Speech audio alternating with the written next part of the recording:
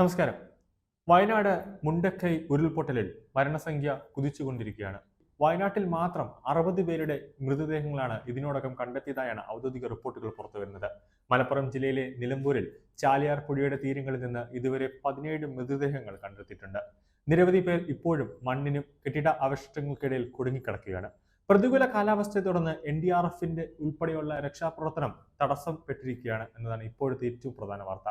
ദുരന്തവുമായി ബന്ധപ്പെട്ട മൊത്തം ഏകോപന ചുമതല മുഖ്യമന്ത്രിയുടെ സ്പെഷ്യൽ ഓൺ ഓഫീസർ ഡ്യൂട്ടിയായ കാർത്തികേയൻ IAS-നാണ്. മുഖ്യമന്ത്രിയുടെ ഓഫീസ് കേന്ദ്രീകരിച്ചാണ് അദ്ദേഹം നിലവിൽ പ്രവർത്തിച്ചുകൊണ്ടിരിക്കുന്നത്. തദ്ദേശ സ്വയംഭരണ വകുപ്പ് principal director V Sambasivarao IAS വയനാട്ടിൽ ക്യാമ്പ് ചെയ്ത് ജില്ലയിലെ രക്ഷാപ്രവർത്തനം ഏകോപിപ്പിക്കുന്നുണ്ട്. സ്പെഷ്യൽ ഓഫീസറായിട്ടാണ് അദ്ദേഹം പ്രവർത്തിക്കുക.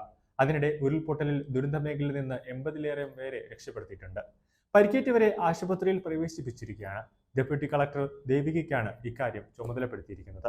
മൃതദേഹങ്ങൾ മേപ്പടി PHC-യിലാണ് ഉള്ളതെന്നും ഡെപ്യൂട്ടി കളക്ടർ അറിയിച്ചു. പരിക്കേറ്റവരെ വിംസ് ആശുപത്രിയിലും എത്തിച്ചിട്ടുണ്ട്. രാവിലെ 8:30 മണിയോടെ NDRFന്റെ രക്ഷാസംഘം സ്ഥലത്ത് ബത്തേരിയിലെത്തിയിട്ടുണ്ട്. ഹെലികോപ്റ്റർ മാർഗമാണ് സംഘം ബത്തേരിയിലെത്തിയത്. കൽപ്പറ്റയിൽ വെള്ളം കയറിയത് കൊണ്ടാണ് ബത്തേരിയിൽ ഇറങ്ങിയതെന്ന് ഡെപ്യൂട്ടി കളക്ടർ അറിയിച്ചു. കേന്ദ്ര സർക്കാരിന്റെ നേതൃത്വത്തിൽ രക്ഷാപ്രവർത്തനം നടക്കുന്നുണ്ട്.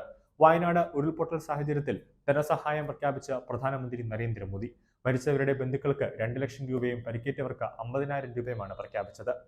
പ്രധാനമന്ത്രിയുടെ ദുരിതാശ്വാസ നിധിയിൽ നിന്നാണ് സഹായം പ്രഖ്യാപിച്ചിരിക്കുന്നത്. മുഖ്യമന്ത്രി പിണറായി വിജയനുമായി ഫോണിൽ നരേന്ദ്രമോദി ബന്ധപ്പെടുകയും സ്ഥിതിഗതികളെല്ലാം വിലയിരുത്തുകയും ചെയ്യുന്നുണ്ട്. വയനാട്ടിലെ രക്ഷാപ്രവർത്തനത്തിന് എല്ലാ സഹായവും പ്രധാനമന്ത്രി വാഗ്ദാനം ചെയ്തിട്ടുണ്ട്.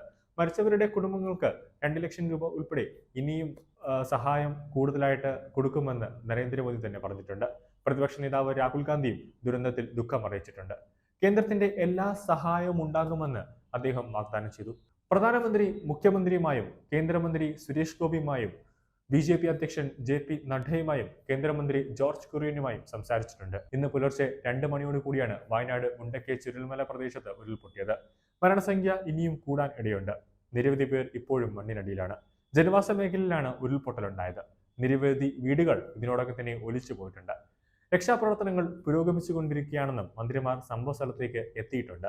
വയനാട് മുണ്ടക്കൈ ചുരൽമല മേഖലയിൽ ഉരുൾപൊട്ടൽ നടുക്കമുളവാക്കുന്ന സംഭവമാണെന്നും ഇതുവരെ കാണാത്ത അത്ര വലിയ ദുരന്തമാണ് വയനാട് നേരിട്ടതെന്നും മുൻ കേന്ദ്രമന്ത്രി രാജീവ് ചന്ദ്രശേഖർ വ്യക്തമാക്കി. ദുരന്തത്തിന്റെ വ്യാപ്തി എത്രത്തോളമെന്ന് ഇനിയും വ്യക്തമായിട്ടില്ലെന്നും കൂടുതൽ ആശങ്കയ്ക്ക് ഉളവാക്കുന്നതാണെന്നും അദ്ദേഹം ട്വിറ്ററിൽ കുറിച്ചു.